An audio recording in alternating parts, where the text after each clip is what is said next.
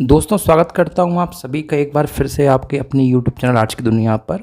और दोस्तों आपके साथ हमेशा की तरह मैं जुड़ गया हूं प्रियव्रत सिंह। तो दोस्तों आज की वीडियो की मैं आप बात करूं, जैसा कि आप स्क्रीन पर देख रहे हैं क्लियरली लिखा हुआ है यहाँ पर प्रीएम्बल ऑफ द कॉन्स्टिट्यूशन।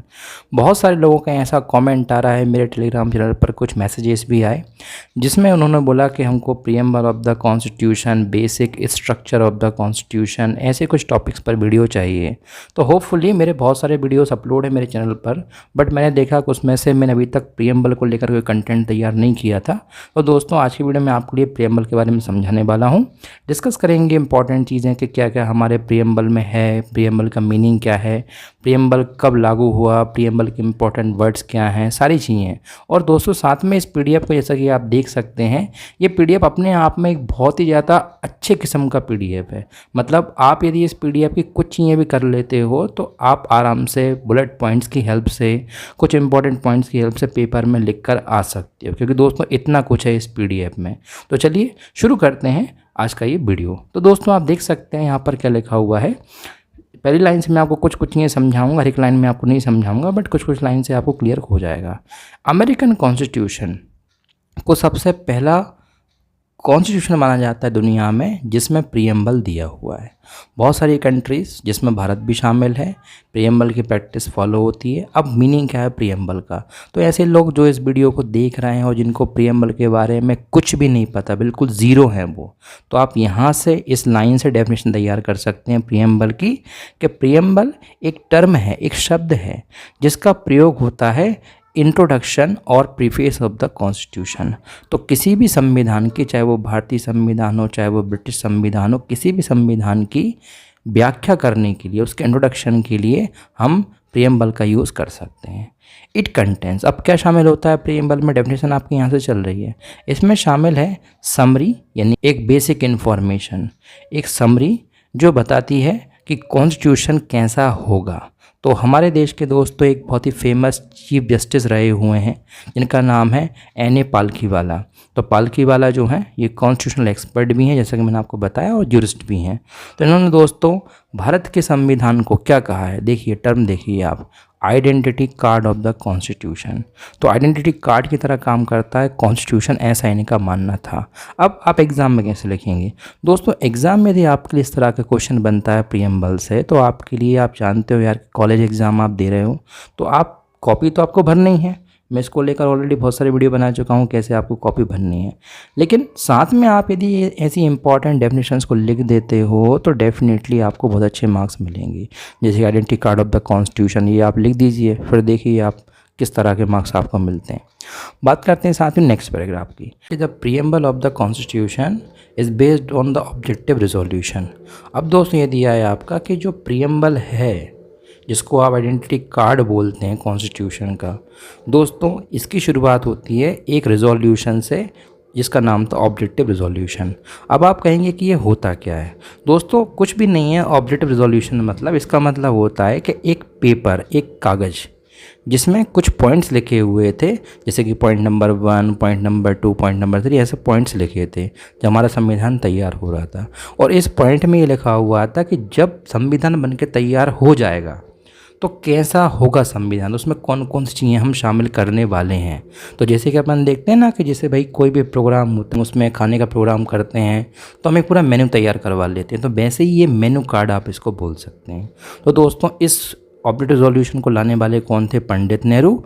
और इस ऑब्जेक्टिव रेजोल्यूशन के आधार पर ही तैयार हुआ क्या? प्रीएम्बल। आगे दिया हुआ है आपके लिए 1976 में जो हमारे देश का प्रीएम्बल है, इसमें बदलाव भी किया गया था और इसमें 3 नए शब्द जोड़े गए और इन 3 शब्दों का नाम आपको यहाँ पे लिखा हुआ है, सोशलिस्ट, सेकुलर और इंटीग्रिटी।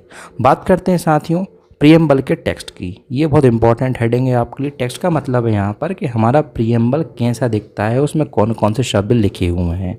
तो दोस्तों आप देख सकते हैं ये यहाँ पर जो मैं आपको पीडीएफ की हेल्प से समझा रहा हूँ, ये पूरे एग्जैक्ट वर्ड्स लिखे हुए हैं हमारे ओरिजिनल संविधान में भी।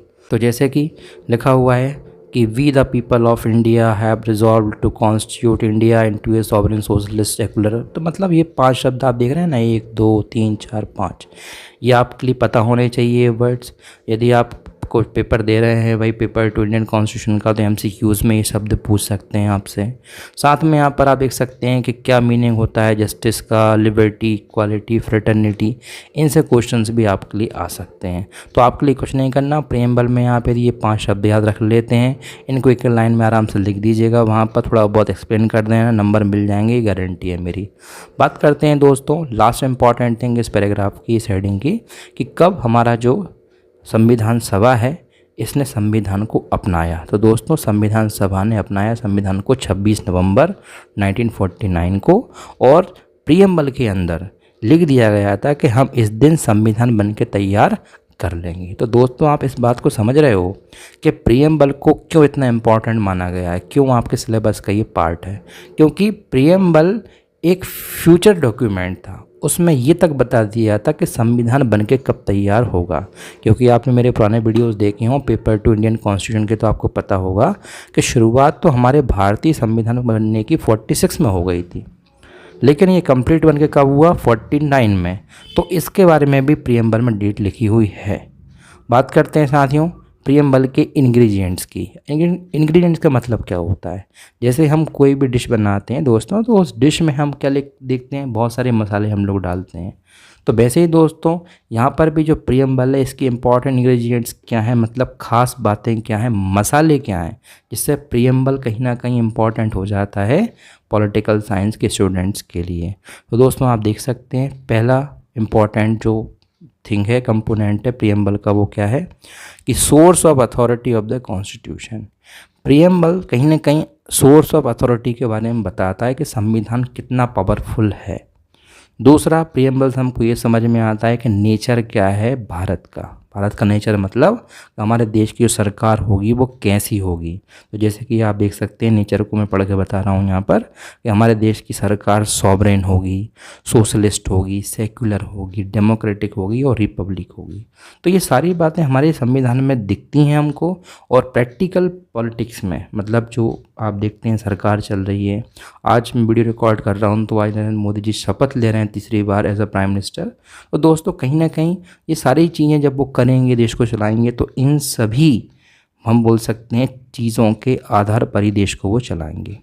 तीसरा इंपॉर्टेंट जो कंपोनेंट है प्रियम्बल का वो है objective of the constitution. Objective का मतलब ये कि संविधान का उद्देश्य क्या है। तो संविधान क्यों बना, आपको मैं कई बार बताया हूँ मेरे वीडियो में, जो लोग मेरे चैनल पर जुड़े हुए हैं शुरू से, कि भाई संविधान बनाने के पीछे लॉजिक ये था कि अंग्रेज़ों के टाइम पर बहुत सारे भारतीय परेशान थे और भारतीयों में ना तो उनके पास कोई समानता थी, ना उनके पास कोई बोल सकते हैं हम लोग फ्रीडम थी। वो अंग्रेज़ों के कोर्ट में जाते थे न्याय के लिए, मगर उनको मार कर, पीट कर, धुतकार कर भगा दिया जाता था। तो हमारे संविधान को बनाने का ऑब्जेक्टिव जो था वो ऑब्जेक्टिव बताया हुआ है कहाँ पर, प्रियम्बल में। और लास्ट आपको पता ही है डेट ऑफ अडॉप्शन। तो ये कुछ इंपॉर्टेंट कंपोनेंट्स आप रख सकते हैं। कीवर्ड्स जैसा कि मैं आपको बताया इस पूरे वीडियो में अभी तक कि भाई कीवर्ड्स का मतलब कि सॉवरेन का मीनिंग क्या होता है, सोशलिस्ट का मीनिंग क्या होता है, डेमोक्रेटिक का मीनिंग क्या होता है, रिपब्लिक का मीनिंग क्या होता है, सेकुलर का मीनिंग क्या होता है। ये पूरा पेज यहाँ तक जो मैं आपको ये स्क्रॉल डाउन कर रहा हूँ, ये पूरा पेज इन चीज़ों से भरा हुआ है। तो यार देखो आप लोग फर्स्ट ईयर में हो तो आई होप आप ये तो समझ गए हो कि तरीका क्या है लिखने का। आपको इन पॉइंट्स को भी दोस्तों आपने याद रख लिया और इतने ये पॉइंट्स भी लिख दिए ना अकेले, ये पूरा मत लिखो आप पैराग्राफ, तब भी आपका काम चल जाएगा। तो तरीका बिल्कुल सिंपल है, कुछ ही मत करो, मैंने बताया है मेरे एक वीडियो में, उसको जाकर देख लेना। ना मिले तो मुझे कमेंट कर देना, मैं उसके डिस्क्रिप्शन में लिंक दे दूँगा। और आपके लिए आप कुछ मत करो, बस ये हेडिंग तैयार कर लो। बात करते हैं साथियों हम लोग नेक्स्ट हेडिंग की। नेक्स्ट हेडिंग क्या है, significance of the preamble. Significance का मतलब होता है कि क्या महत्व है प्रियम्बल का, क्या इंपॉर्टेंस है। तो दोस्तों जैसे कि आप लोग जानते हो, मैं बता चुका हूँ यहाँ तक आपके लिए कि भाई प्रियम्बल इसलिए इम्पॉर्टेंट है क्योंकि इसमें एक तो संविधान कैसा बनेगा, क्या क्या शामिल करेंगे हम उसमें, वो सारी चीज़ें लिखी हुई हैं। ठीक है, साथ में ऐसा है कि नोबल विज़न के बारे में बताया हुआ है। तो जो भी मैं आपको बता रहा ना कैसा कैसी चीज़ें होंगी, this is called noble vision. Okay, और साथ में क्या ड्रीम्स हैं, क्या एस्पिरेशंस हैं इंडियंस के, वो सब भी प्रियम्बल में दिया है। तो ये प्रियम्बल की क्या है, सिग्निफिकेंस है। अब होता क्या है, जैसा कि आप लोग जानते हो कि संविधान जिन्होंने बनाया वो कोई एक इंसान नहीं था, यूजुअली यदि आप थोड़ा सा इंटरेस्टेड हो पढ़ने में, आप थोड़ा बहुत जानते हो, चीज़ों को सर्च कर रहे हो, कहीं ना कहीं यूपीएससी या नेट वगैरह की तैयारी कर रहे हो, तो आपको पता होगा कि वैसे तो father of the Indian constitution बोला जाता है किसको? बी आर अम्बेडकर को। बट दोस्तों ऐसा नहीं है केवल अंबेडकर जी का ही रोल है, बहुत सारे लोगों का रोल है संविधान को तैयार करने में, या मैं यूँ कह सकता हूँ कि संविधान तैयार करने में 289 मेंबर्स का रोल रहा है। तो आपको ये जो पैराग्राफ है ना दोस्तों, ये वाले जो पैराग्राफ आप देख रहे हो, ये पैराग्राफों में आपको कुछ खास लोगों ने क्या बोला है प्रियम्बल के बारे में, वो आपको बताया हुआ है बस। तो जैसे कि के एम मुंशी का स्टेटमेंट यहाँ से देख सकते हो, जवाहरलाल नेहरू का स्टेटमेंट देख सकते हो, ठाकुर दास भार्गव का स्टेटमेंट देख सकते हो, मतलब सबके अपने स्टेटमेंट है। और तो और जो इंग्लिश पॉलिटिकल साइंटिस्ट थे उन लोगों ने तक हमारे संविधान के बारे में उस समय लिखा था। तो ये चीज़ें थोड़ी सी आप ध्यान रख सकते हैं। क्लियर। नेक्स्ट हेडिंग हमारी साथियों, preamble as a part of the constitution. अब जब हमारा देश का संविधान बन के तैयार हो गया 1949 में, और इसके लगभग 6 से 8 महीने बाद दोस्तों 26 जनवरी 1950 को हमारे देश का संविधान लागू हो गया। तो दोस्तों उस समय से ही एक बहस चलती हुई आ रही थी कि क्या प्रियम्बल भारतीय संविधान का पार्ट है? तो भाई बिल्कुल है पार्ट, क्योंकि संविधान की शुरुआत तो प्रियम्बल से ही हुई है। मैं आपसे बोल रहा हूँ ना, आप जब भारतीय संविधान को उठा कर देखोगे जो ओरिजिनल कॉन्स्टिट्यूशन है, तो दोस्तों आपको उसका फर्स्ट जो पेज मिलेगा वो प्रियम्बल का ही मिलने वाला है। तो यहाँ पर कंट्रोवर्सी ये है कि भाई प्रियम्बल क्या संविधान का पार्ट है कि नहीं है, इसको लेकर अलग अलग मत हैं, अलग अलग राय हैं, और बहुत सारे केसेस में ये सब बताया हुआ है। तो आई डोंट थिंक सो, मुझे नहीं लगता कि आपको इतना कुछ ज़्यादा डिटेल में याद करना है। हाँ, एक दफ़ा आप लॉन्ग आंसर को लेके यदि चाहें तो अपना इस क्वेश्चन को थोड़ा देख सकते हैं बहुत डिटेल में, क्योंकि लॉन्ग आंसर में थोड़ा लिखना पड़ता है ज़्यादा। लेकिन शॉर्ट क्वेश्चन की बात करूँ तो जितना मैंने आपको बताया है अभी इस 13 मिनट के वीडियो में यहाँ तक, आप इतना भी कर लोगे ना दोस्तों, आपका short answer type question very short बिल्कुल तैयार हो जाएगा। जो लॉन्ग आंसर वाले हैं, लॉन्ग आंसर लग रहा है कि आ सकता है क्वेश्चन, तो ये कुछ केसेस हैं जैसे कि बिरूबारी यूनियन, केशवानंद भारती केस, ये आप कर सकते हैं। सबसे इम्पॉर्टेंट मैं आपको बोलूँगा, प्रियम्बल में आप कुछ मत करो, केवल केशवानंद भारती केस कर लेना। आपको लग रहा है लॉन्ग आंसर के पर्सपेक्टिव से, लिहाज से ये क्वेश्चन इंपॉर्टेंट हो सकता है उस केस में, बाकी आप कोई सा मत करना। दोस्तों ये कुछ प्रियम्बल को लेकर कंट्रोवर्सीज़ हैं। बात करें हम लोग नेक्स्ट पैराग्राफ की, क्या क्या अमेंड हुए हैं प्रियम्बल में। अमेंड मतलब होता है चेंजेस। तो दोस्तों चेंजेस बहुत सारे हैं, जैसे कि एग्जाम्पल के तौर पर कि जो केशवानंद भारती केस मैंने आपको बताया, उस केशवानंद भारती केस में ये कहा गया है कि प्रियम्बल संविधान का बिल्कुल हिस्सा है, इसमें कोई शक नहीं है। और साथ में इस केस में एक नई चीज़ सामने आई जिसको बोलते हैं basic structure of the constitution. Basic structure से मतलब ये है दोस्तों कि कुछ इम्पॉर्टेंट चीज़ें हैं जो संविधान में लिखी हुई हैं जिनको कोई भी सरकार हटा नहीं सकती, this is called basic feature. तो प्रियम्बल में भी ये सारी चीज़ें लिखी हुई हैं, तो ये उससे जुड़ा हुआ है। तो बहुत सारे अमेंडमेंट भी किए गए हैं प्रियम्बल में। जैसे मैंने आपको जब वीडियो शुरू किया था तभी बताया था कि 1976 में जब इंदिरा गांधी की सरकार आई तो उन्होंने क्या किया, हमारे देश के प्रियम्बल में 3 नए शब्द जुड़वा दिए। तो ऐसा हुआ है कई बार, इसलिए ये हेडिंग आपको यहाँ पर दी हुई है कि प्रियम्बल में क्या क्या अमेंडमेंट हुए हैं। अब यहाँ पर आप देखें तो जो हमने सबसे शुरू में देखा था identity card of the constitution को लेकर जो बोला गया था प्रियम्बल के बारे में, वो चीज़ें यहाँ पर लिखी हुई हैं कि आइडेंटिटी कार्ड कैसे आप इसको बोल सकते हो। तो सिंपल सा लॉजिक, इसमें दिमाग नहीं लगाना, आप बिल्कुल ध्यान रखो आइडेंटिटी कार्ड का मतलब क्या होता है। आप किसी भी कॉलेज में पढ़ रहे होंगे जो इस वीडियो को देख रहे हैं, हो सकता है आप किसी यूनिवर्सिटी में पढ़ रहे हो, तो ये सिंपल सी बात है कि आइडेंटिटी कार्ड क्या है, वही तो आपकी आइडेंटिटी है। यदि आप कैंपस में जाते हो, यदि आप एग्जाम्पल के तौर पर कॉलेज में जाते हो, तो आपको बाय फेस लोग कम पहचानेंगे।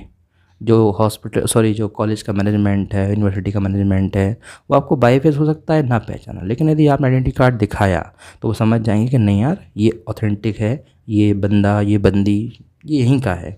आइडेंटिटी कार्ड का काम यही होता है। तो वैसे ही दोस्तों प्रियम्बल भी भारतीय संविधान का एक आइडेंटिटी कार्ड है। अगर ये नहीं होता तो बहुत ज़्यादा कन्फ्यूज़न होती भारतीय संविधान में जो चीज़ें हैं, जो फीचर्स हैं, जो कंपोनेंट्स हैं उनको समझने में। इसलिए N.A. पालकीवाला ने ये स्टेटमेंट दिया था identity card of the constitution. तो आप इसको एक बार देख सकते हैं। नाउ प्रियम्बल की और थोड़ी सी मैं आपसे यहाँ पे प्रियम्बल की और थोड़ी सी आपसे यहाँ से बात कर लेता हूँ। ये सब प्रियम्बल की चीज़ें दी हुई हैं, आप देख सकते हो, पूरा जो मैंने बताया है वो समझा दिया।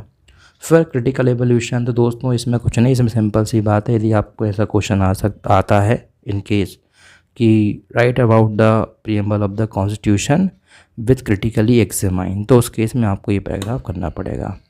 क्रिटिकली एग्जामाइन से मतलब सिंपल सी बात है दोस्तों, को प्रियम्बल को लेकर लोगों ने क्या क्या बात कही है।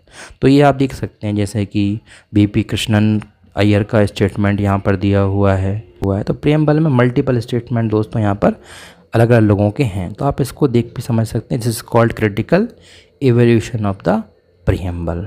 तो मैं दोस्तों सिंपल सी बात है यार, मैं इतना बड़ा पीडीएफ आपको एक लाइन नहीं बता सकता, क्लियर सा फंडा है भाई। मैं तो आपको इतना कर सकता हूँ कि इस चीज़ को जो मैंने समझाया उसका आपको पीडीएफ दे सकता हूँ, आप अच्छे से पढ़ सकते हो उसको, जो इंपॉर्टेंट लगता है उसको आप नोट्स बना सकते हो। डाउट है तो आप कमेंट करके टेलीग्राम पे मैसेज करके मुझसे पूछ सकते हो। इतना कर सकता हूँ बस मैं आपके लिए। हाँ, यदि आप लोग कमेंट करके बोलेंगे कि नहीं डिटेल वीडियो बनाओ तो बनाऊँगा, क्योंकि होता क्या है यार कि वीडियो बनाने में मेहनत बहुत होती है लेकिन उसका रिस्पॉन्स बहुत ज़्यादा कम मिलता है। इसलिए मैं कोशिश करता हूँ जो मेरा ट्रेंडिंग कंटेंट है उस पर वीडियोस बनाऊँ मेनली। थोड़ा सा आप लोग भी समझो इस बात को। बाकी आप इसको देखकर अच्छे से पढ़ लीजिएगा और डाउट हो तो आप बिल्कुल पूछ लीजिएगा, आपको सारी चीज़ें क्लियर हो जाएंगी। और बहुत जल्द जो basic features of the constitution है वो उसके वीडियो भी डीपीएसपी की वीडियोस भी मैं लेकर आपके लिए आ जाऊँगा। तो मिलता हूँ नेक्स्ट वीडियो में, तब तक के लिए जुड़े रहिए चैनल के साथ। जय हिंद, जय भारत।